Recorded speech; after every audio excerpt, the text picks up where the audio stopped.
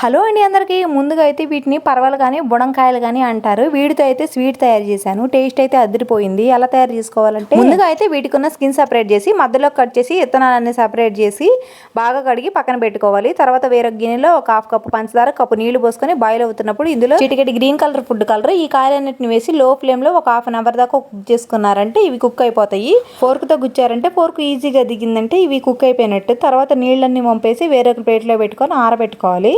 ఇప్పుడు ఈ కాయల్లోకి స్టఫింగ్ కోసం ఇన్స్టెంట్ గా కోవా ఎలా తయారు చేసుకోవాలో చూద్దాం. ముందుగా అయితే ఒక గిన్నెలో 2 టేబుల్ స్పూన్లు నెయ్యి వేసి వేడైన తర్వాత హాఫ్ కప్పు పాలు, పావు కప్పు పంచదార వేసి పంచదార పూర్తిగా కరిగిన తర్వాత 1 కప్పు మిల్క్ పౌడర్ వేసి ఉండలేం లేకుండా బాగా కలుపుకోవాలి. ఒక 5 నిమిషాలు లో ఫ్లేమ్ లో తిప్పుతూ కుక్ చేశారంటే ఇది కొంచెం గట్టిగా అవుతుంది. స్టవ్ ఆఫ్ చేసి ఆరబెట్టుకున్న తలకి ఇంకొంచెం గట్టిగా అవుతుంది. తర్వాత ముందుగా ఉడకబెట్టి పక్కన పెట్టుకున్న కాయల్లో ఈ కోవా స్టఫింగ్ పెట్టి పైన డ్రై ఫ్రూట్స్ తో గార్నిష్ చేసుకున్నామంటే అంతే ఎంతో టేస్టీ అయిన బుడంకాయలతో స్వీట్ అయితే రెడీ అయింది.